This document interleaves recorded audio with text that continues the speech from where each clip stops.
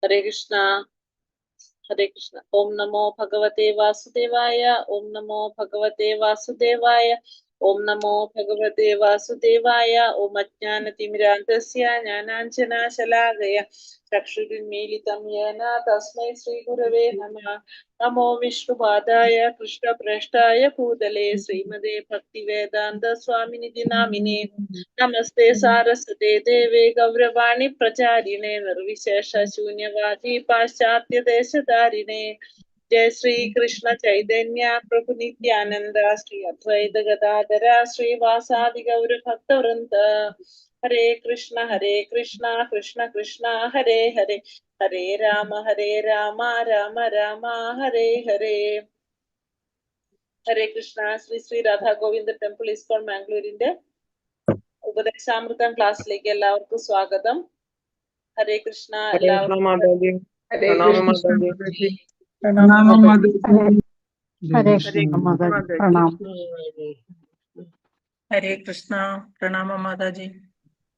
കൃഷ്ണ. ഹരേ കൃഷ്ണ. എല്ലാവർക്കും പ്രണാമം. ഏഴാമത്തെ ഉപദേശം എടുക്കുക കുറവാണല്ലോ അല്ലെ? സ്റ്റഡി ക്ലാസ് ആണെന്ന് വിചാരിച്ചിട്ടാണോ വരാഞ്ഞത് എല്ലാവരും? ഇന്നലെ എടുക്കാന്ന് വിചാരിച്ചിരുന്നു, പക്ഷെ പറ്റിയില്ല ഇന്നലെ.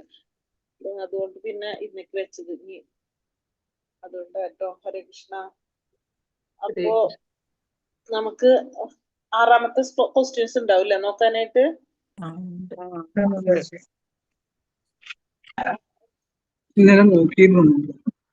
നോക്കിയോ ഇന്നലെ? ഇന്നലെ നോക്കി ഡിസ്കസ് ചെയ്തു. കിട്ടിണ്ടായിരുന്നു എല്ലാത്തിനും? അതെ കിട്ടിയിരുന്നു.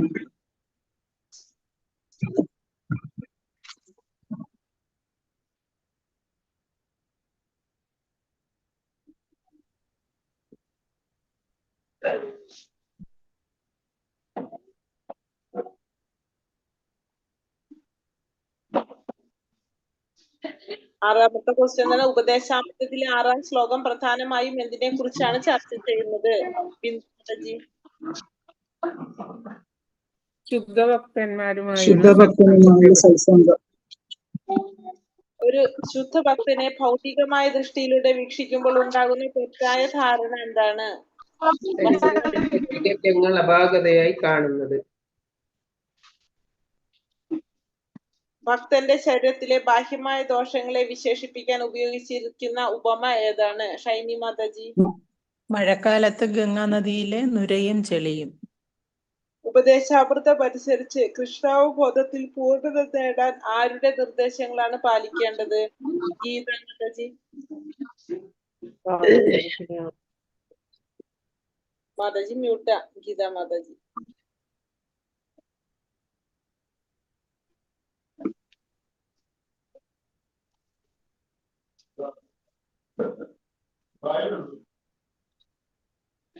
ആരുടെയാണ്? വൃന്ദാവനത്തിലെ 6 ഗോസ്വാമിമാരുടെ. ശ്ലോകം 1 അനുസരിച്ച് ആരാണ് ലോകത്തെ മുഴുവൻ ശിഷ്യന്മാരാക്കാൻ യോഗ്യനായ ഗുരു? ബിന്ദു മാതാജി. ബിന്ദു മാതാജി. 6 പ്രേരണകളെ നിയന്ത്രിക്കാൻ കഴിയുന്ന വ്യക്തി. ഉപദേശാമൃതത്തിലെ ആദ്യത്തെ 7 ശ്ലോകങ്ങൾ ഭക്തിയുടെ ഏത് ഘട്ടത്തെയാണ് സൂചിപ്പിക്കുന്നത്? ഗീതു മാതാജി. സാധന ഭക്തി. താഴെ പറയുന്നവയിൽ ഏതാണ് ഉത്തമ ഭക്തി എന്നതിന് ശരിയായ ലക്ഷണം? ശശീന്ദ്ര മാതാജി. ഭഗവാന് പ്രീതി ഉണ്ടാക്കുന്ന രീതിയിലുള്ള സേവനം. ഗംഗാ നദിയിലെ വെള്ളം കുഴഞ്ഞൊഴുകിയാലും ആത്മജ്ഞാനികൾ അതിൽ സ്നാനം ചെയ്യുന്നത് എന്തുകൊണ്ട്? ശോഭ മാതാജി. വെള്ളം എപ്പോഴും പവിത്രമാണ് അവർക്ക് അറിയാവുന്നതുകൊണ്ട്. ശ്ലോകം 2 അനുസരിച്ച് ഭക്തിയുടെ സേവനത്തിന് തടസ്സമാകുന്നത് എപ്പോഴാണ്? ഷീല മാതാജി.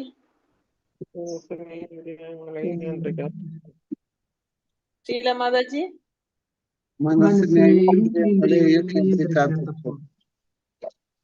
ലഭിക്കാത്തപ്പോൾ ഒരു പിത്തൻ താഴ്ന്ന കുലത്തിൽ ജനിച്ചവനാണെന്നത് ആത്മീയമായ ഒരു ദോഷമായി കണക്കാക്കാമോ? ആത്മീയമായി ജനിക്കേണ്ടതില്ല. ഇല്ല, അത് ആത്മീയമായി ജനിക്കേണ്ടതില്ല. ജനിക്കേണ്ടതില്ല.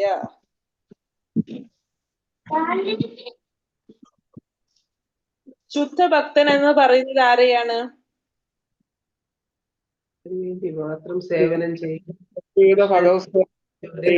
അഭിലാഷങ്ങളും ഇല്ലാതെ ഭഗവാന് ഭൗതികമായ യാതൊരുവിധ ആഗ്രഹങ്ങളും ധനം, പ്രശസ്തി, ഇന്ദ്രിയങ്ങളും ഒന്നും ജ്ഞാനകർമ്മങ്ങളും പൂർണ്ണമായും ഭഗവാന്റെ പ്രീതിക്ക് മാത്രമായി ഭക്തിയുക്ത സേവനം അനുഷ്ഠിക്കുന്ന ആളെയാണ് ശുദ്ധഭക്തൻ. അതെ, അതായത് അന്യാഭിലാഷിത യാതൊരുവിധ ആഗ്രഹങ്ങളും ഇല്ലാതെ ഭഗവാന് വേണ്ടി മാത്രം സേവനം ചെയ്യുന്ന വ്യക്തിയാണ് ആര്? ശുദ്ധ ഭക്തൻ. ഭക്തനെ എങ്ങനെ കാണാൻ പാടില്ല? ഭൗതിക ദൃഷ്ടിയിലൂടെ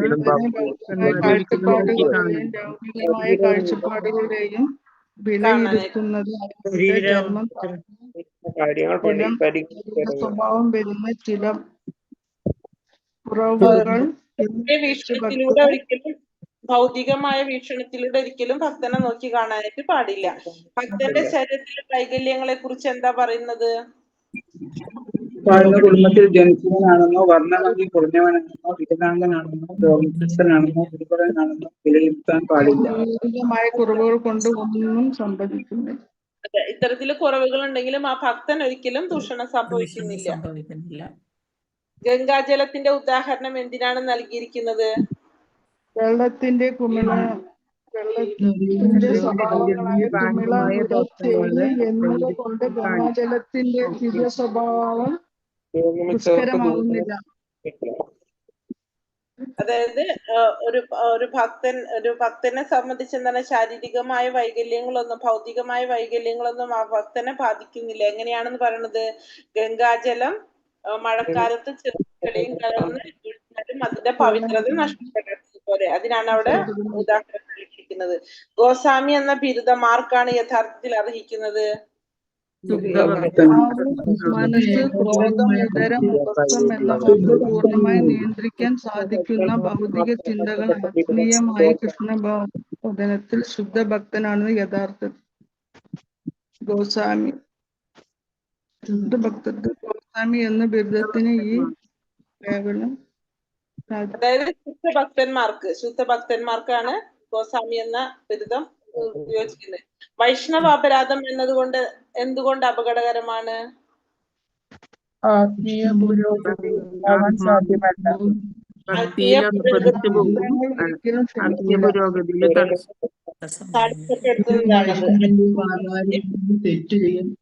ഒരാളുടെ ആത്മീയ പുരോഗതി പൂർണ്ണമായും തടസ്സപ്പെടുന്ന ആത്മീയ പുരോഗതി നമുക്ക് ഉണ്ടാകില്ല. അതിന് തടസ്സപ്പെടുന്നതാണ് വൈഷ്ണവ അപരാധം. അപരാധം എന്ന് പറയുന്നത് എന്താണ്?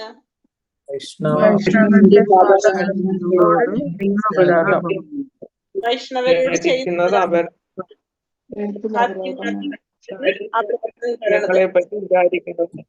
അസൂയ ആണ് ഉണ്ടാക്കുന്നത്. അസൂയ ഭക്തിയിൽ എന്ത് ദോഷമാണ് ഉണ്ടാക്കുന്നത്? ഇത് സേവനത്തിന് തടസ്സമായി വരും. കൃഷ്ണബോധ പ്രസ്ഥാനം ദിവ്യമായ ഒരു വിദ്യയാണ്. ഇതിൽ അസൂയക്ക് പ്രവേശനമില്ല. അസൂയ മാത്സര്യം ഉണ്ടാക്കുന്നു. പരമഹംസ പദവിയിൽ നിന്ന് വിഭജിക്കും. ഒരു വ്യക്തിയുടെ ആത്മബോധത്തെ പൂർണ്ണമായും നശിപ്പിക്കുന്നു. ആത്മീയ രീതിയിൽ ഉന്നതിയിലേക്ക് പോകാനായിട്ട് സാധിക്കില്ല. ആത്മീയ ബോധത്തെ നശിപ്പിക്കും. ഒരു ശുദ്ധ ഭക്തനെ വിമർശിക്കുന്നത് എന്തുകൊണ്ട് തെറ്റാണ്? ഭക്തൻ ഭഗവാന്റെ പ്രിയപ്പെട്ടവനാണ്. ഭഗവാന്റെ ബാഹ്യമായ കുറവുകളെ നോക്കി വിമർശിക്കുക.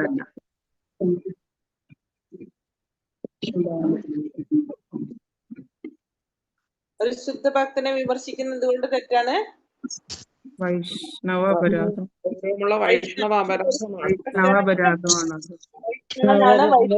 പുരോഗമിക്കാൻ പറ്റില്ല. അപരാധം ചെയ്യാൻ പാടില്ല. ഭക്തിയിൽ തടസ്സം ഉണ്ടാക്കുന്നതാണ് വൈഷ്ണവ അപരാധം. കൃഷ്ണഭാവന പ്രചരിപ്പിക്കുന്ന ഭക്തനെ എങ്ങനെ പരിഗണിക്കണം? ഗുരുസ്ഥാനം ഭഗവാൻ ശ്രീപ്പെട്ടവനാണ്. കൃഷ്ണന്റെ നിയോഗമില്ലാതെ ഒരാൾക്കും ലോകത്തിൽ കൃഷ്ണഭഗവാൻ പ്രചരിപ്പിക്കുകയും ഭഗവാനെ ഉന്നതയിലേക്ക് ഒരു ആത്മീയ ഗുരുവായി പരിഗണിക്കണം. അദ്ദേഹത്തിന്റെ സ്ഥാനത്ത് പരിഗണിക്കും. ശുദ്ധഭക്തനെ ഒരിക്കലും വിമർശിക്കാൻ പശ്ചാത്തലമോ പാടില്ല. നോക്കാതെ പരമമായ ബഹുമാനത്തോടു കൂടി ആദരിക്കുകയും വേണം.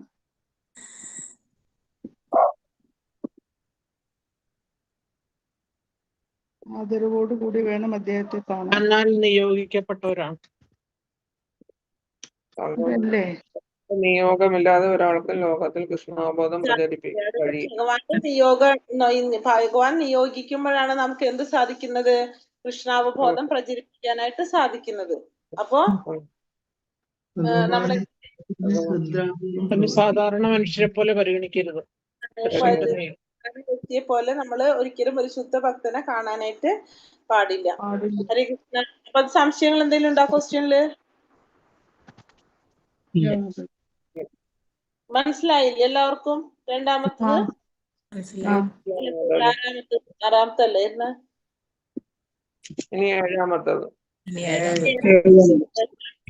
ഉപദേശം ശ്ലോകം 7. ഏഴാമത്തെ ഉപദേശം. ശ്രീ ശ്രീ രാധാ ഗോവിന്ദിക്ക് ജയ്. ശ്രീല പ്രഭുപാദിക്ക് ജയ്.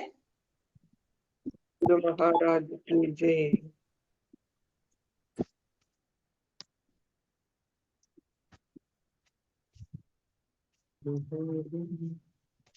ശ്ലോകം 7.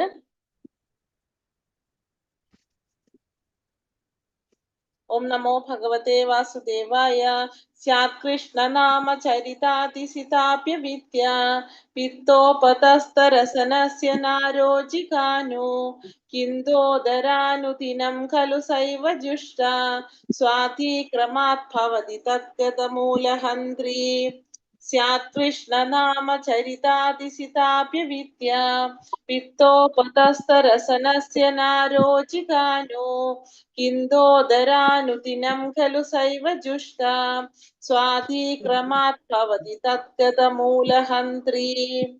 സ്യാത് കൃഷ്ണ നാമ ചരിതാതിസിതാപ്യ വിദ്യ പിത്തോപതസ്തരസനസ്യ നാരോജികാനു കിന്ദാദരാദനുദിനം ഖലു സൈവ ജുഷ്ട സ്വാധീക്രമാത് ഭവതി തദ്ഗതമൂലഹന്ത്രി.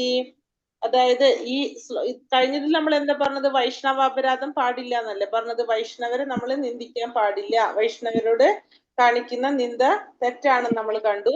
ഇതില് നാമത്തിനെ കുറിച്ച്, നാമം നമ്മൾ എന്ത് ചെയ്യാൻ പാടില്ല? അപരാധം പാടില്ല. നാമാപരാധം പാടില്ല. നാമാപരാധത്തെ കുറിച്ചാണ് എന്ത് പറയുന്നത്? ഏഴാമത്തെ ഉപദേശത്തിൽ പറയുന്നത്. ഒന്ന് വൈഷ്ണവാപരാധം കഴിഞ്ഞത്. ഇതിലിപ്പോ നാമാപരാധം പാടില്ല എന്നുള്ളതാണ് പറയുന്നത്. അതായത് ഭഗവാന്റെ നാമം, രൂപം, ഗുണം, ലീലകളെല്ലാം എങ്ങനെയാണ്? കൽക്കണ്ടം പോലെ മധുരമുള്ളതാണ്. ഭഗവാന്റെ നാമരൂപ ഗുണ ലീലകളെല്ലാം തന്നെ കൽക്കണ്ടം പോലെ മധുരമുള്ളതാണ്. പക്ഷേ അവിദ്യ എന്ന് പറഞ്ഞ രോഗം പിടിപെട്ടാൽ നമുക്ക് എന്താണ്? അതിന്റെ രുചി, മധുരം അനുഭവിച്ചറിയാനായിട്ട് സാധിക്കില്ല. അവിദ്യ എന്ന് പറഞ്ഞ രോഗം പിടിപെട്ട ആ കൽക്കണ്ടത്തിന്റെ മധുരം നമുക്ക് അനുഭവിച്ചറിയാനായിട്ട് സാധിക്കില്ല. പക്ഷെ എന്നിട്ടും നമ്മള് നിർത്താതെ, നമ്മൾ വീണ്ടും മുടങ്ങാതെ ഭഗവാന്റെ നാമം കീർത്തിച്ചുകൊണ്ടിരുന്നു കഴിഞ്ഞാല് സ്വാഭാവികമായിട്ടും നമ്മുടെ നാവിൽ എന്ത് വരും? ആ സ്വാഭാവികമായ രുചി വരികയും ആ രോഗം ക്രമത്തില് വേരറ്റു പോവുകയും ചെയ്യും എന്നാണ് ഈ ഏഴാമത്തെ ഉപദേശത്തില് പറയുന്നത്. അതായത് ഭഗവാന്റെ നാമരൂപ ഗുണ ലീലകളെല്ലാം കൽക്കണ്ടം പോലെ മധുരമുള്ളതാണ്. അവിദ്യ എന്ന് പറഞ്ഞ രോഗം പിടിപെട്ട് കഴിഞ്ഞാൽ, അതായത് അവിദ്യ, നമുക്ക് അതിനെ കുറിച്ച് അറിഞ്ഞില്ലെങ്കിൽ നമുക്ക് എന്ത് സംഭവിക്കും? നമുക്ക് അതിന്റെ മനസ്സിലാക്കാനായിട്ട് സാധിക്കില്ല, അതിന്റെ രുചി അറിയാനായിട്ട് സാധിക്കില്ല. പക്ഷെ അത്ഭുതം എന്താണ്? എന്നിട്ടും നമ്മള് മുടങ്ങാതെ ഭഗവാന്റെ നാമം നമ്മൾ ജപിച്ചുകൊണ്ടിരിക്കുകയാണെങ്കിൽ സ്വാഭാവികമായിട്ടും നമുക്ക് എന്ത് വരും? ആ രുചി വരികയും ചെയ്യും, ആ രോഗം ക്രമത്തില് വേരറ്റു പോവുകയും ചെയ്യും എന്നാണ് ഏഴാമത്തെ ഉപദേശത്തില് പറയുന്നത്. അപ്പൊ ഭഗവാന്റെ നാമരൂപ ഗുണ ലീലകളെല്ലാം കൽക്കണ്ടം പോലെ മധുരമുള്ളതാണ്. അവിദ്യ എന്ന് പറഞ്ഞ രോഗം പിടിപെടുന്നത് കൊണ്ട് നമുക്ക് അതിന്റെ രുചി മനസ്സിലാക്കാനായിട്ട് സാധിക്കില്ല. പക്ഷെ എന്നിരുന്നാലും നമ്മൾ നിരന്തരം മുടങ്ങാതെ ഭഗവാന്റെ നാമം ജപിച്ചുകൊണ്ടിരിക്കുകയാണെങ്കിൽ നമുക്ക് എന്ത് സംഭവിക്കും? സ്വാഭാവികമായിട്ടുള്ള രുചി വന്നു വരും എന്നാണ്. ക്രമത്തില് ആ രോഗം മാറിപ്പോവുകയും ചെയ്യും, സ്വാഭാവികമായിട്ടുള്ള രുചി വരികയും ചെയ്യും എന്നാണ് 7ാമത്തെ ഉപദേശത്തില് പറയുന്നത്. മനസ്സിലായോ? ഹരേ കൃഷ്ണ. ഒന്നുകൂടി പറഞ്ഞ മാതാജി, മനസ്സിലായില്ല. ഹരേ കൃഷ്ണ മാതാജി. അതായത് ഭഗവാന്റെ നാമരൂപ ഗുണലീലകളെല്ലാം എങ്ങനെയാണ്? കൽക്കണ്ടം പോലെ മധുരമുള്ളതാണ്. അതെങ്ങനെയാണ്? കൽക്കണ്ടത്തിന്റെ പ്രത്യേകത എന്താണ്? എങ്ങനെ എവിടെ നിന്ന് നമ്മൾ രുചിച്ചാലും മധുരാണ് നമുക്കതിന്, കൽക്കണ്ടത്തിന്, അല്ലെ? അത്രയും മധുരമുള്ളതാണ്. പക്ഷേ അവിദ്യ എന്ന് പറഞ്ഞ രോഗം നമ്മളെ പിടിപെട്ട് കഴിഞ്ഞാൽ, അവിദ്യ എന്ന് പറഞ്ഞ രോഗാണത്, ആ അജ്ഞത എന്ന് പറഞ്ഞ രോഗം നമ്മളെ പിടിപെട്ട് കഴിഞ്ഞാൽ നമുക്ക് എന്തുണ്ടാവില്ല? ആ നാമത്തിന്റെ രുചി മനസ്സിലാക്കാനായിട്ട് സാധിക്കില്ല. എന്നിട്ടും നമ്മൾ നിരന്തരം മുടങ്ങാതെ ഭഗവാന്റെ നാമം ജപിച്ചുകൊണ്ടിരിക്കുകയാണെങ്കിൽ എന്ത് സംഭവിക്കും? ആ അജ്ഞത അല്ലെങ്കിൽ അവിദ്യ എന്ന് പറഞ്ഞ രോഗം നമ്മുടെ മാറുകയും ചെയ്യും, സ്വാഭാവികമായിട്ട് നമുക്ക് അതിന് രുചി വരികയും ചെയ്യും. ആദ്യം നമ്മളെ രോഗം മാറിപ്പോകും, രുചി വരികയും ചെയ്യും നമ്മൾ നിരന്തരം അത് ചെയ്തുകൊണ്ടിരിക്കുമ്പോൾ. അതാണ് 7ാമത്തെ ഉപദേശത്തിൽ പറയുന്നത്. ഇപ്പൊ ക്ലിയർ ആയോ? ക്ലിയർ ആയി മാതാജി. അപ്പൊ പുണ്യനാമം കയ്പുള്ളതാണോ മധുരമുള്ളതാണോ? ഭഗവാന്റെ നാമം രൂപഗുണ ലീലകളെല്ലാം തന്നെ എങ്ങനെയാണ്? മധുരമുള്ളതാണ്. പക്ഷെ അവിദ്യ അല്ലെങ്കിൽ അജ്ഞാനം എന്ന് പറഞ്ഞ രോഗം നമുക്ക് പിടിപെട്ട് കഴിഞ്ഞാൽ സ്വാഭാവികമായിട്ടും നമ്മുടെ രുചി ഇല്ലാതാകും. നമുക്ക് ആ അവിദ്യ എന്ന് പറഞ്ഞ രോഗം പിടിപെട്ട് കഴിഞ്ഞാൽ നമ്മളെ ആ മധുരം അറിയാനായിട്ട് നമുക്ക് സാധിക്കില്ല. ശ്രീമദ് ഭാഗവതം 1, 5, 10, 11 ശ്ലോകത്തിൽ പറയുന്നത്, സമ്പൂർണ്ണ പ്രപഞ്ചാന്തരീക്ഷത്തെയും ഏകാഗിയായി പരിശുദ്ധമാക്കാൻ കഴിവുള്ള പരമദിവ്യോത്തമ പുരുഷനായ ഭഗവാന്റെ മഹാത്മ്യങ്ങളെ വർണ്ണിക്കാത്ത പദകോശങ്ങളെ ദിവ്യ വ്യക്തികൾ കാക്കകളുടെ തീർത്ഥാടന സ്ഥലമായി കരുതുന്നു. അത് നിമിത്തം അതീന്ദ്രിയ ധാമനിവാസികളായ സർവശ്രേഷ്ഠ വ്യക്തികൾക്ക് അവിടെ യാതൊരു ആനന്ദവും ലഭിക്കുകയില്ല. അപ്പൊ അതായത് ഭഗവാനെ കുറിച്ച് വർണ്ണിക്കാത്ത പദകോശങ്ങള്, ഭഗവാനെ കുറിച്ച് വർണ്ണിക്കാത്ത സാഹിത്യങ്ങള്, അതല്ലെങ്കിൽ എന്തെങ്കിലും ഗ്രന്ഥങ്ങള്, എന്തും ആയിക്കോട്ടെ, അതെങ്ങനെയാണെന്ന് പറയണത്? കാക്കകളുടെ തീർത്ഥാടനം പോലെയാണെന്ന് പറഞ്ഞത്. കാക്കകളുടെ തീർത്ഥാടനം പോലെയാണ്. അതിന് ഒരിക്കലും എന്ത് വരുന്നില്ല? ഒരു പൂർണ്ണത കിട്ടുന്നില്ല. ഭഗവാനെ കുറിച്ച് വർണ്ണിക്കാത്ത ഏതൊരു സാഹിത്യ ഗ്രന്ഥങ്ങളായാലും അതിനൊരിക്കലും പൂർണ്ണത ലഭിക്കുന്നില്ല. അത് കാക്കകളുടെ തീർത്ഥാടനം പോലെയാണ്. അവിടെ നമുക്ക് എന്ത് സാധിക്കില്ല? ഈ അതീന്ദ്രിയവാസികൾക്ക് യാതൊരുവിധ ആനന്ദവും അനുഭവിക്കാനായിട്ട് സാധിക്കില്ല അതിൽ നിന്നും. അത് ഇപ്പൊ നമ്മുടെ ഭഗവാനെ കുറിച്ച് വർണ്ണിക്കാത്ത എന്തൊരു ഗ്രന്ഥങ്ങളായാലും അത് കാക്കകളുടെ തീർത്ഥാടനം പോലെയാണ്. അതിന് അതീന്ദ്രിയവാദികൾക്ക് അതിൽ നിന്ന് യാതൊരു ആനന്ദവും അനുഭവിക്കാനായിട്ട് സാധിക്കില്ല. നേരെ മറിച്ച് ഭഗവാനെ കുറിച്ച് വർണ്ണിക്കുന്ന ഗ്രന്ഥങ്ങള്, ഭഗവാനെ കുറിച്ച് വർണ്ണിക്കുന്ന സാഹിത്യങ്ങളോ ഗ്രന്ഥങ്ങള് അത് അപൂർണമാണെങ്കിൽ പോലും, അത് പൂർണ്ണമായിട്ടല്ലെങ്കിലും അതിനെന്ത് സംഭവിക്കും? അത് അതീന്ദ്രിയവാദികൾ അത് ഏറ്റെടുക്കുന്നു, അവരത് ശ്രവിക്കുന്നു, അത് ആലപിക്കുന്നു, അത് അവർ സ്വീകരിക്കുന്നു. രണ്ടാമത്തിൽ പറഞ്ഞത് ഭഗവാന്റെ നാമരൂപഗുണ ലീലകള്, ഭഗവാന്റെ നാമരൂപ ഗുണ ലീലകളെല്ലാം തന്നെ നമ്മൾ പറഞ്ഞു നേരത്തെ കൽക്കണ്ട പോലെ മധുരമുള്ളതാണെന്ന്. അപ്പൊ ഇതുമായിട്ട് ബന്ധപ്പെട്ട് വരുന്ന സാഹിത്യങ്ങള്, ഇതിനെ കുറിച്ചൊക്കെ എഴുതി വരുന്ന സാഹിത്യങ്ങള് ചിലപ്പോ അത് അപൂർണമായിരിക്കാം, മുഴുവനായിട്ട് ഉണ്ടാവണമെന്നില്ല. അപൂർണമാണെങ്കിൽ പോലും ഭഗവാനെ കുറിച്ച് വർണ്ണിച്ചതായിരിക്കുന്നത് കൊണ്ട് തന്നെ അതീന്ദ്രിയവാദികള് അല്ലെങ്കിൽ പരിശുദ്ധ ഭക്തന്മാർ അത് ഏറ്റെടുക്കുന്നു, അവരത് ശ്രവിക്കുന്നു, കീർത്തിക്കുന്നു, സ്മരിക്കുന്നു, അവർ അംഗീകരിക്കുന്നു, ആലപിക്കുന്നു ഒക്കെ ചെയ്യുന്നു. അപ്പോൾ ഇവിടെ ഭഗവാനെ കുറിച്ച് വർണ്ണിക്കാത്തതാണെങ്കിൽ അത് കാക്കകളുടെ തീർത്ഥാടന കേന്ദ്രം പോലെയും, ഭഗവാനെ കുറിച്ച് വർണ്ണിക്കുന്ന ഗ്രന്ഥങ്ങൾ അത് അപൂർണമാണെങ്കിലും അത് അതീന്ദ്രിയവാദികള് അംഗീകരിക്കുന്നു എന്നാണ് ഇവിടെ പറയുന്നത്. ഭാഗവതത്തിൽ പറയുന്നതാണ്, നമാം ദുഷ്കൃതിനോ മൂഢ പ്രപതന്ത്യേന രാധമാ മായായ ബഹൃതജ്ഞാന ആസുരം ഭാവമാശ്രിതഃ. വലിയ മൂഢന്മാരും ദുഷ്കർമ്മ നിരതന്മാരും നരന്മാരിൽ അധമന്മാരും മായയാൽ അറിവ് കെട്ടവരും അസുര പ്രകൃതിയെ ആശ്രയിച്ചവരുമായ ആളുകൾ എന്നെ ശരണം പ്രാപിക്കുന്നില്ല. അപ്പൊ ഭഗവാൻ ശരണം പ്രാപിക്കാത്തവരെ കുറിച്ചാണ് പറയുന്നത്. മൂഢന്മാര്, ദുഷ്കർമ്മ നിരതന്മാര്, നരന്മാരിൽ അധമന്മാര്, മായയാൽ അറിവ് കെട്ടവര്, അസുര പ്രകൃതിയെ ആശ്രയിച്ചിരിക്കുന്നവരുമായിട്ടുള്ള ആളുകള് ഭഗവാനെ ശരണം പ്രാപിക്കുന്നില്ല. അപ്പൊ ദുഷ്കൃതികളും സുകൃതികളും നമ്മളതിൽ ദുഷ്കൃതികളെ കുറിച്ച് പഠിച്ചിട്ടുണ്ട്. ആ ദുഷ്കൃതികൾ ഒരിക്കലും ഭഗവാനെ ശരണം പ്രാപിക്കുന്നില്ല. അപ്പൊ അങ്ങനെയുള്ളവർ ഒരിക്കലും ഭഗവാനെ ആശ്രയിക്കുന്നില്ല. ഭഗവാന്റെ ആശ്രയത്തിനായിട്ട് മറ്റുള്ളവർ ചെയ്യുന്ന പരിശ്രമങ്ങളെ അവർ എതിർക്കുകയും ചെയ്യുന്നു. അത്തരത്തിലുള്ള നിരീശ്വരന്മാര് സമൂഹത്തിന്റെ നേതാക്കളായി തീരുമ്പോ എന്ത് സംഭവിക്കും? ആ അന്തരീക്ഷം മുഴുവനും അവിദ്യ കൊണ്ട് നിറഞ്ഞിരിക്കും. അവിദ്യ കൊണ്ട്. കാരണം അത്തരത്തിലുള്ള ജനങ്ങള് നേതാക്കന്മാരായി കഴിഞ്ഞാൽ അന്തരീക്ഷം മുഴുവനും അവിദ്യ ഉണ്ടായിരിക്കും. ഈ സാഹചര്യത്തിൽ കാമില രോഗി കൽക്കണ്ടത്തെ രുചിക്കുവാൻ ഇഷ്ടപ്പെടാത്തതുപോലെ ആരും കൃഷ്ണാവബോധ പ്രസ്ഥാനത്തിൽ പ്രവേശിക്കാൻ ഉത്സാഹിക്കുന്നില്ല. അപ്പൊ അങ്ങനത്തെ ഒരു സാഹചര്യത്തിൽ കാമില രോഗി എന്ന് പറയുന്നത് മഞ്ഞപ്പിത്തത്തിനെയാണ് പറയുന്നത്. കാമില രോഗം. ഒരു മഞ്ഞപ്പിത്തം പിടിച്ചൊരു വ്യക്തി കൽക്കണ്ട രുചിക്കാൻ ഇഷ്ടപ്പെടില്ല. കാരണം എന്തുകൊണ്ടാണ്? കൽക്കട്ടത്തിന്റെ മധുരം അതിനറിയാനായിട്ട് സാധിക്കില്ല, മധുരം അനുഭവിക്കാനായിട്ട് സാധിക്കില്ല. അപ്പൊ അതേപോലെ തന്നെ കൃഷ്ണാവതാരത്തില് പ്രവർത്തിക്കാനായിട്ട് ഉത്സാഹിക്കാനായിട്ട് ആർക്കും താല്പര്യം ഉണ്ടാവില്ല. അത്തരത്തിലുള്ളവർക്ക് താല്പര്യമുണ്ട്. കാരണം അതിന്റെ ആ രുചി കിട്ടുമ്പോഴാണ് അവർക്ക് അതിന് താല്പര്യം വരുന്നത്. രുചി അനുഭവിക്കാൻ സാധിക്കുന്നില്ലെങ്കിൽ അവർക്ക് അതിനോട് താല്പര്യം ഉണ്ടാവണമെന്നില്ല. ക്ലേശങ്ങളുടെ ഉറവിടം അവിദ്യ എന്നത് തന്റെ തന്നെ ആത്മീയമായ വ്യക്തിത്വത്തെ കുറിച്ച് ധാരണയില്ലായ്മയാണ്. അത് അഹങ്കാരത്തിന്റെ ആധാരമാണ്. അപ്പൊ അവിദ്യ എന്ന് പറഞ്ഞ എന്താണ്? ആത്മീയമായ വ്യക്തിത്വത്തെ കുറിച്ചുള്ള ധാരണ ഇല്ലാത്തതിനെയാണ് നമ്മൾ എന്ത് പറയണത്? അവിദ്യ എന്ന് പറയുന്നത്. നമ്മളെ മൂലസ്വരൂപത്തെ കുറിച്ച് അല്ലെങ്കിൽ ആത്മീയമായ വ്യക്തിത്വത്തെ കുറിച്ചുള്ള ധാരണ ഇല്ലാത്തതാണ് അവിദ്യ എന്ന് പറയുന്നത്. ഇത് അഹങ്കാരത്തിന്റെ ആധാരമാണ്. ശരിയായ രോഗം എന്തിനാണ്? മനസ്സിനാണ് ശരിയായ ഒരു രോഗം. ഈ മായാലോകത്തെ ദുരാശ്രയത്തിൽ നിന്നും വിശ്വാസം പുലർത്തുന്നവൻ എപ്പോഴും പ്രതീക്ഷകൾക്കെതിരെ പ്രതീക്ഷകൾ വച്ചു പുലർത്തുന്നവനായി തീരും. ഈ ഭൗതിക ലോകത്തിൽ എല്ലാവരും സുഖത്തിനായി ആഗ്രഹിക്കുന്നു. എന്നാൽ അവരുടെ പൗരുഷ ശ്രമങ്ങൾ എല്ലാവിധത്തിലും വിഫലമാകുന്നു. എങ്കിലും അവിദ്യ ഗ്രസിച്ചിരിക്കുകയാൽ തങ്ങളുടെ തെറ്റുകൾ ആരും അറിയുന്നില്ല. തെറ്റുകൾ കൊണ്ട് തെറ്റുകൾ തിരുത്തുന്ന ശ്രമത്തിലാണ് അവർ. അപ്പൊ ഈ മായാലോകത്തിൽ എങ്ങനെയാണ്? ദുരാശ്രയത്തിൽ വിശ്വാസം പുലർത്തുന്നവര് പ്രതീക്ഷകൾക്കെതിരെ പ്രതീക്ഷ വെച്ച് പുലർത്തുന്നവരാണ്. അപ്പൊ ഈ ഭൗതിക ലോകത്തിൽ എല്ലാവരും എന്താണ് ആഗ്രഹിക്കുന്നത്? സുഖമാണ് ആഗ്രഹിക്കുന്നത്. അവരുടെ തെറ്റുകൾ അവർക്ക് മനസ്സിലാകുന്നില്ല. അപ്പൊ അവരെന്താണ്? തെറ്റുകൾ കൊണ്ട് തെറ്റുകൾ തിരുത്താൻ ശ്രമിക്കുകയാണ് ചെയ്യുന്നത്. കാരണം എല്ലാത്തിന്റെയും കാരണം എന്താണ്? അവിദ്യ.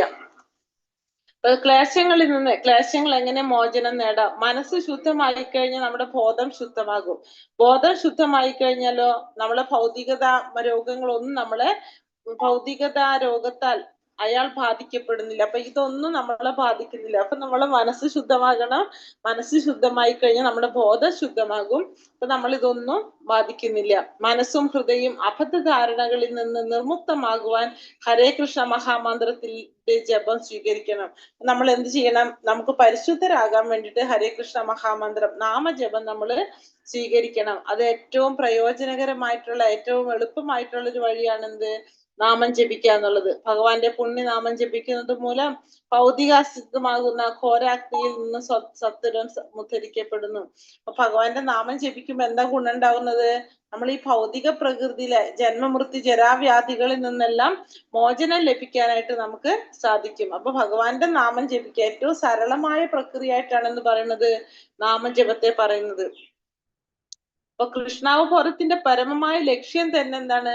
എല്ലാവർക്കും ജനങ്ങൾക്ക് ആ ഹരേകൃഷ്ണ മഹാമന്ത്രം ജപിക്കാനുള്ള അവസരം ഉണ്ടാക്കി കൊടുക്കുക എന്നുള്ളതാണ് ഹരേകൃഷ്ണ മഹാമന്ത്രത്തിന്റെ പ്രസ്ഥാനത്തിന്റെ ലക്ഷ്യം തന്നെ. ആ കൃഷ്ണാവബോധ പ്രസ്ഥാനത്തിന്റെ ലക്ഷ്യം തന്നെ എല്ലാവരിലും നാമം ജപിക്കാനായിട്ട് പ്രോത്സാഹിപ്പിക്കുക എന്നുള്ളതാണ്. അത് ശ്രദ്ധയോടെ ആരംഭിക്കണം. ജപം മൂലം ശ്രദ്ധ വർദ്ധിച്ചാൽ അയാൾക്ക് കൃഷ്ണാവബോധ സമിതിയിൽ അംഗമാകാം. അപ്പൊ ജപത്തിലൂടെ നമുക്ക് ശ്രദ്ധ വർദ്ധിച്ചു വരാണെങ്കിൽ നമുക്ക് ഓട്ടോമാറ്റിക്കലി എന്ത് ചെയ്യാം? കൃഷ്ണാവബോധ സമിതിയില് അംഗമാകാനായിട്ട് സാധിക്കും. അപ്പൊ ഭഗവത് നാമജപത്തിന്റെ 3 ഘട്ടങ്ങൾ നമ്മൾ ജപിക്കുന്നതാണ് ഇന്ന് നാമജപം. പക്ഷെ അതിന്റെ 3 ഘട്ടങ്ങൾ പറയുന്നുണ്ട് എങ്ങനെയാണെന്ന്. ഒന്നാമത്തെ ഘട്ടം എന്ന് പറഞ്ഞാല് അപരാധ ഘട്ടം. നാമാപരാധ ഘട്ടമാണ് ഒന്നാമത്തെ ഘട്ടം. അപരാധ ഘട്ടത്തിൽ നമ്മൾ ഫുൾ എങ്ങനെയായിരിക്കും? ഇരുട്ടിലായിരിക്കും. നമ്മള് നാമം ജപിക്കുന്നു എന്നല്ലാതെ നമ്മൾ 100 ചിന്തകൾ വെച്ചിട്ടായിരിക്കും നാമം ജപിക്കുന്നത്. അങ്ങനെയായിരിക്കും നമ്മുടെ ജപം പോകുന്നത്. അത് അപരാധ ഘട്ടാണ്. ഫുള്ള് നമ്മൾ ഇരുട്ടിലായിരിക്കും അപരാധ ഘട്ടത്തില്. അതിൽ നിന്ന് കുറച്ചും കൂടി പോയി വരുമ്പോ നാമാഭാസം. രണ്ടാമത്തെ സ്റ്റേജ് ആണ് എന്ത്? നാമാഭാസം. നാമാഭാസം എന്ന് വെച്ചാല് അപരാധങ്ങൾ ചുരുങ്ങി വരുന്ന സമയമാണിത് നാമാഭാസം എന്ന് പറയുന്നത്. അപ്പൊ അത് രണ്ടാമത്തെ ഘട്ടം. അപ്പൊ നാമാപരാധത്തിൽ നമ്മൾ അപരാധത്തോടു കൂടിയാണ് ജപിക്കുന്നത്. ആഭാസത്തില് അപരാധങ്ങൾ കുറഞ്ഞു വരാം, കുറേശ്ശെ നമ്മൾ അപരാധങ്ങൾ ചുരുങ്ങി വരുന്ന ഘട്ടമാണ് രണ്ടാമത്തെ നാമാഭാസം. മൂന്നാമത്തതാണ് എന്ത്? അപരാധ നിർമുക്ത ഘട്ടം, അതല്ലെങ്കിൽ വിമുക്തമായിട്ടുള്ള, അതായത് അപരാധങ്ങളൊന്നും ഇല്ലാത്തൊരവസ്ഥ. അതാണ് നമ്മളെ മൂന്നാമത്തെ അവസ്ഥ എന്ന് പറയുന്നത്. അത് സൂര്യന്റെ പൂർണ്ണമായ പ്രകടനം എന്നാണ് നമുക്ക് എന്ത് പറയാം, അപരാധങ്ങള് ഇല്ലാതിരിക്കുന്ന അവസ്ഥ എന്ന് പറയുന്നത്. അപ്പൊ ഇതാണ് ജപത്തിന്റെ 3 ഘട്ടങ്ങള്. ഒന്ന് നാമാപരാധം, രണ്ടാമത്തെ നാമാഭാസം, മൂന്നാമത്തത് അപരാധം, നാമാപരാധം. അപ്പൊ ശുദ്ധനാമം. ഒന്നാമത്തത് അപരാധം, രണ്ടാമത്തത് നാമാഭാസം, മൂന്നാമത്തത് ശുദ്ധനാമം. ഇതാണ് അപരാധത്തിന്റെ 3 ഘട്ടങ്ങളായിട്ട്, ജപത്തിന്റെ നാമാപരാധത്തിന്റെ 3 ഘട്ടങ്ങളായിട്ട് പറയുന്നത്. ഒന്ന് നാമ അപരാധം, രണ്ടാമത്തത് നാമാഭാസം, മൂന്നാമത്തത് ശുദ്ധനാമം. ഇനി ഈ നാമാപരാധം എന്തൊക്കെയാണെന്ന് നമുക്കറിയണം അല്ലെ? ഇപ്പൊ നാമാപരാധത്തെ കുറിച്ചാണ് നമ്മൾ പറയുന്നത്. അപ്പൊ ഈ അപരാധം എന്തൊക്കെയാണെന്നും കൂടി നമുക്ക് പറഞ്ഞതാണ്. ഒന്ന്, ഭഗവാന്റെ നാമം പ്രചരിപ്പിക്കുന്നതിന് ജീവിതം ഒഴിഞ്ഞു വെച്ചിരിക്കുന്നവരെ നിന്ദിക്കുക. ഒന്ന് എന്ത് ചെയ്യാൻ പാടില്ല? ഭഗവാന്റെ നാമം പ്രചരിപ്പിക്കുന്നതിന് ജീവിതം ഒഴിഞ്ഞു വെച്ചിരിക്കുന്ന ഭക്തന്മാരെ നമ്മൾ നിന്ദിക്കാൻ പാടില്ല. പിന്നെ ശിവന്റെ, ബ്രഹ്മാവിന്റെ നാമം ഭഗവാന്റെ നാമത്തിന് തുല്യമായിട്ട് നമ്മൾ പരിഗണിക്കാൻ പാടില്ല. ഇപ്പൊ മഹാദേവൻ എന്ന് പറയുന്നത് എന്താണ് പറഞ്ഞത്, മഹാദേവൻ അല്ലെങ്കിൽ ബ്രഹ്മാവ് അല്ലെങ്കിൽ ഏത് ഇന്ദ്രനോ ചന്ദ്രനോ ഏത് ദേവന്മാരായിക്കോട്ടെ, അവര് ഭഗവാൻ ശ്രീകൃഷ്ണന് തുല്യനാണെന്ന് കരുതുന്നത് അപരാധമാണ്. ആത്മീയ ഗുരുവിന്റെ ശാസ്ത്രങ്ങൾ അനുസരിക്കാതിരിക്കുക, ആത്മീയ ഗുരു പറയുന്നത് അനുസരിക്കാതിരിക്കുന്നത് അപരാധമാണ്. ശാസ്ത്രങ്ങള്, വേദങ്ങള്, പഠനങ്ങൾ അവലംബിച്ചിട്ടുള്ള ശ്രദ്ധയോടെ പറഞ്ഞു. അപ്പൊ ശാസ്ത്രങ്ങളും വേദങ്ങളും എല്ലാം അവഗണിക്കുന്നത്, ദൂഷിക്കുന്നത്, അല്ലെങ്കിൽ അതിനെക്കുറിച്ച് വ്യാഖ്യാനം തെറ്റായി ചെയ്യുന്നതെല്ലാം എന്താണ്? അപരാധമാണ്. ഹരേ കൃഷ്ണ എന്ന് ജപിക്കുന്നതിന്റെ മഹാത്മ്യ സങ്കല്പത്തെ കുറിച്ച് സങ്കല്പികം എന്ന് കരുതുന്നത്, ഹരേ കൃഷ്ണ മഹാമന്ത്രം ജപിക്കുന്നത് അതിന്റെ മാഹാത്മ്യം സങ്കല്പികമാണെന്ന് കരുതുന്നത് അപരാധമാണ്. അപ്പൊ നാമജപത്തിന്റെ മഹാത്മ്യം നമുക്ക് എല്ലാവർക്കും അറിയാം. പക്ഷെ പുതിയതായിട്ട് വരുന്നവരോടത്ത് നമ്മ നാമം ജപിക്കാൻ പറഞ്ഞാൽ അവർക്ക് അത്രയും മനസ്സിലാവണമെന്നില്ല അതിന്റെ മാഹാത്മ്യം. അപ്പൊ ആ മാഹാത്മ്യം സങ്കല്പമാണെന്ന് കരുതുന്നതും അപരാധമാണ്. പിന്നെ തിരുനാമത്തെ ഭൗതികമായ രീതിയിൽ വ്യാഖ്യാനിക്കുക, അതായത് നാമജപത്തിന് നമ്മളേതായിട്ടുള്ള രീതിയിലൊരു എന്താ പറയാ അർത്ഥം കൊടുക്കുക അതിന്. അങ്ങനെയൊക്കെ ചെയ്യുന്നത് നമ്മൾ എന്ത് ചെയ്യാണ്? അപരാധമാണ്. പിന്നെ ഇതിന്റെ ബലത്തില്, നാമജപത്തിന്റെ ബലത്തില് പാപം ചെയ്യുക. നമുക്ക് മനസ്സിലായി നാമം ജപിക്കുമ്പോൾ നമ്മളെ പാപങ്ങൾ ഇല്ലാതാക്കുമെന്ന്. അപ്പൊ അതിന്റെ അടിസ്ഥാനത്തിൽ നമ്മൾ പാപപ്രവർത്തികൾ ചെയ്യുന്നത് അപരാധമാണ്.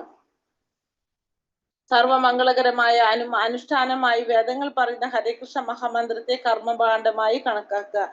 അതുപോലെ തന്നെ ഇത് മംഗളകരമായിട്ടുള്ള ഒരു മന്ത്രമാണ് ഹരേകൃഷ്ണ മഹാമന്ത്രം. ഇതിനെ കർമ്മഖണ്ഡത്തിലുള്ളൊരു ഭാഗമായിട്ട് കണക്കാക്കുന്നത് അപരാധമാണ്.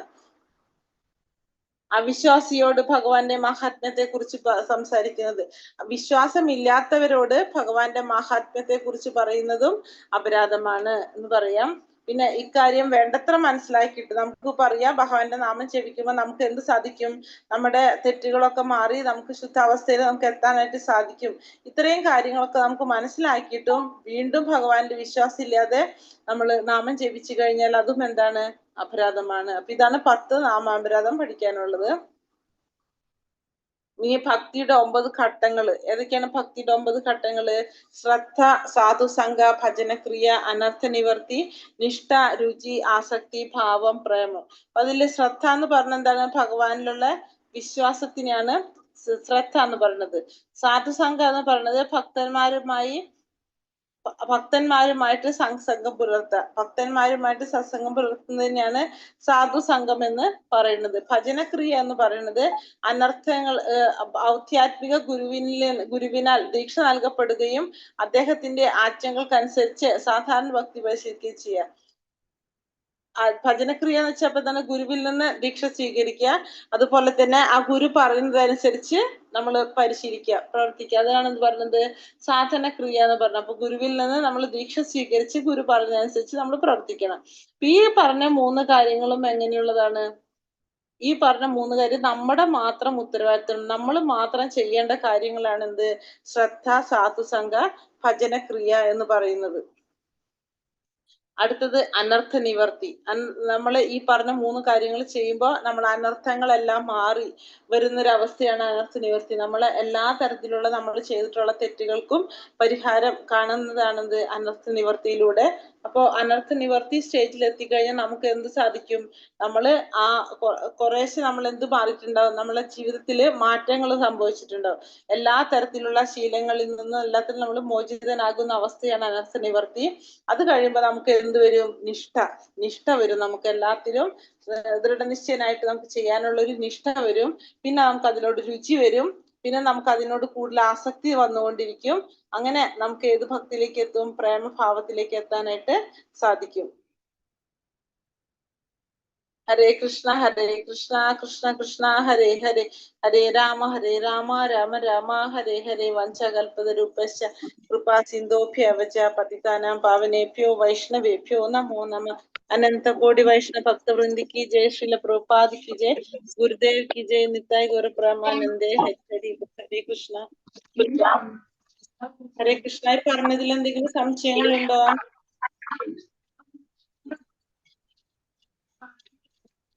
ഏഴാമത്തെ ഉപദേശം മനസ്സിലായോ? അപ്പൊ അത് മെയിൻ ആയിട്ട് നാമാപരാധത്തെ കുറിച്ചാണ്. നാമാപരാധത്തെ കുറിച്ചാണ് ഏഴാമത്തേൽ പറയുന്നത്. ഭഗവാന്റെ നാമരൂപ ലീലകളെല്ലാം കൽക്കണ്ടം പോലെ മധുരമുള്ളതാണ്. അപ്പൊ നമ്മള് അവിദ്യ അല്ലെങ്കിൽ അജ്ഞാനം എന്ന് പറഞ്ഞ രോഗം പിടിപെട്ട് കഴിഞ്ഞാൽ നമുക്ക് എന്താണ്? നമുക്കത് മനസ്സിലാക്കാൻ സാധിക്കില്ല. രോഗം വന്നു കഴിഞ്ഞാൽ നമുക്ക് മനസ്സിലാക്കാൻ സാധിക്കില്ല. പക്ഷെ നമ്മള് വീണ്ടും ശ്രദ്ധയോടുകൂടി നമ്മൾ ഇരുന്ന് കഴിഞ്ഞാലോ സ്വാഭാവികമായിട്ടും നമ്മുടെ രുചി നമുക്ക് തിരിച്ച് എന്താ പറയാ രുചി വരും. സ്വാഭാവികമായിട്ടും അതില് രുചി വരും. നമ്മുടെ ആ രോഗം മാറിപ്പോവുകയും ചെയ്യും. അതാണ് നമ്മുടെ ഏഴാമത്തെ ഉപദേശത്തില്. ഹരേ കൃഷ്ണ. എന്തെങ്കിലും സംശയമുണ്ടോ?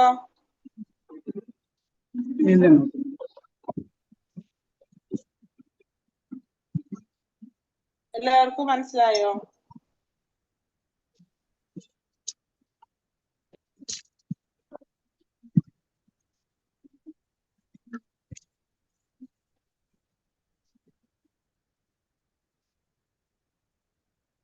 ഏഴാമത്തെ ഉപദേശം മനസ്സിലായി?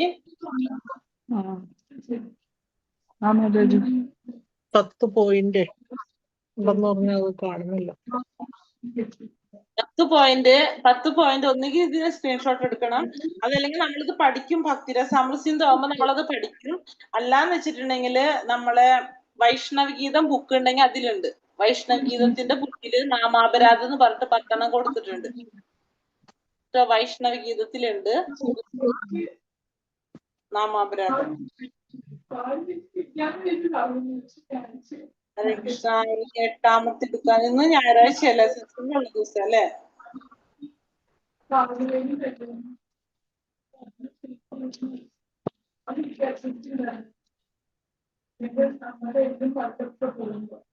അപ്പൊ എടുക്കാൻ പറ്റുമോ? ഒരെണ്ണം കൂടി. പക്ഷെ ലേറ്റ് ആവോ? നിങ്ങൾ സത്സംഗത്തിൽ കയറാറുണ്ട് എല്ലാവരും?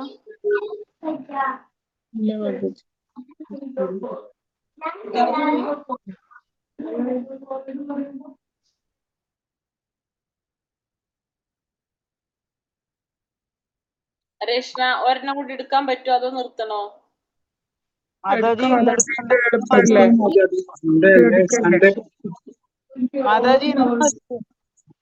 നാളെ മതി.